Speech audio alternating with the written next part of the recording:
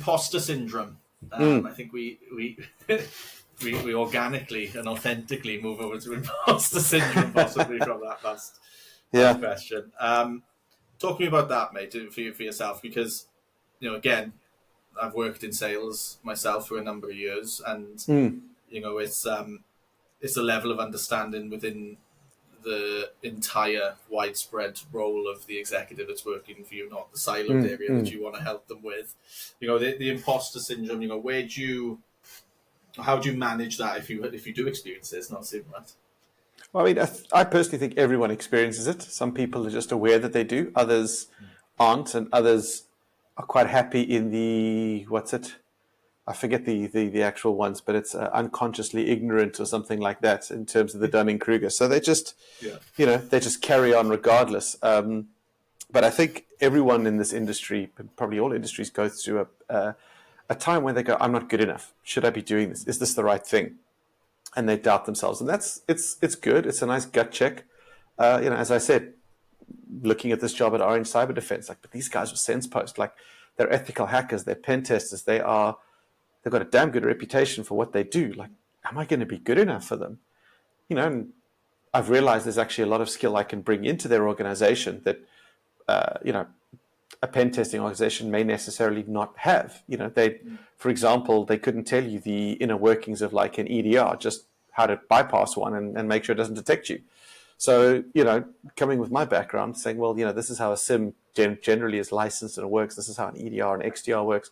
Oh, cool. A little bit of information there. So I think, remember, anybody can learn from you, from what you have to say, but also accept the fact that you're not the smartest in the room. And if you are, then you're in the wrong room. Accept the fact that you can learn from people. Accept the fact that people are going to try and prove you wrong, sometimes legitimately, sometimes not. And also accept a differing point of view.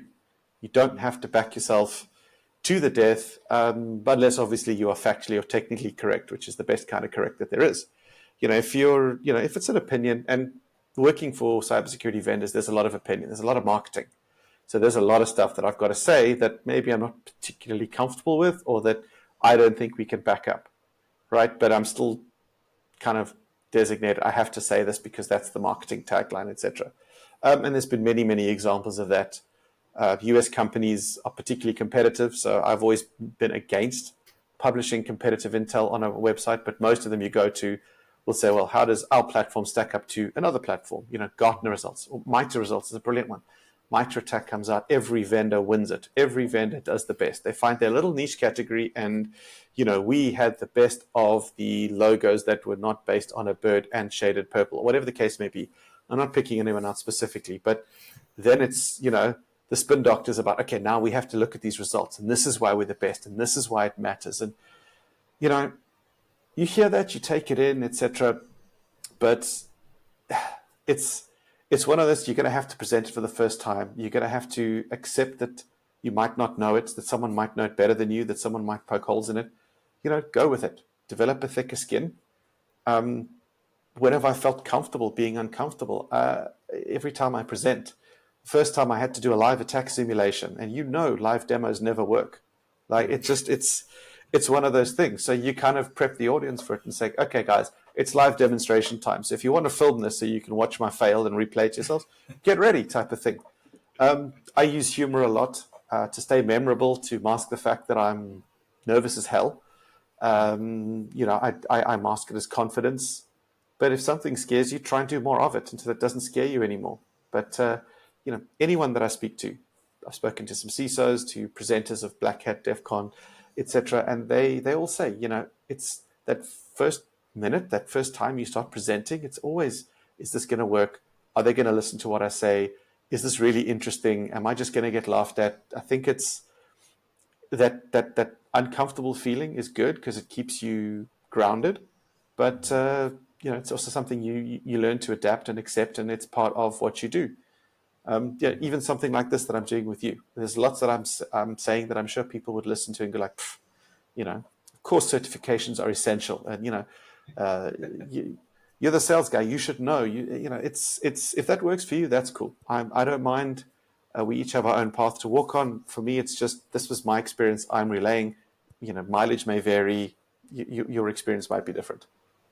Yeah, no, I agree, mate. I think what's been an honour and a privilege with the alliances is creating an environment where the tradition. If you look back, sort of 10, 12 months of the alliances, appreciate not being part of it for too long, but I wanted to always remove that keynote and thought leadership and that presentation style of engagement, right? Because the pressure that person and an individual or panel feel typically restricts the depth in the topic, because you'll only speak within your comfort zone, and you won't sort of push the narrative or try and change the narrative or be different, right? So it is an honor to be able to have created a platform where every single session within the alliances, you've got 30 to 40 to 50 session leaders, right? Because we workshop stuff.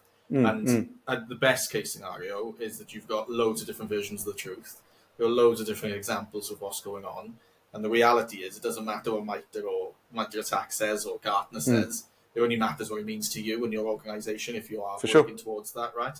So when you've got that variety of opinions and variety of perspectives, you find the one that's most relevant to you, not the one that you're told.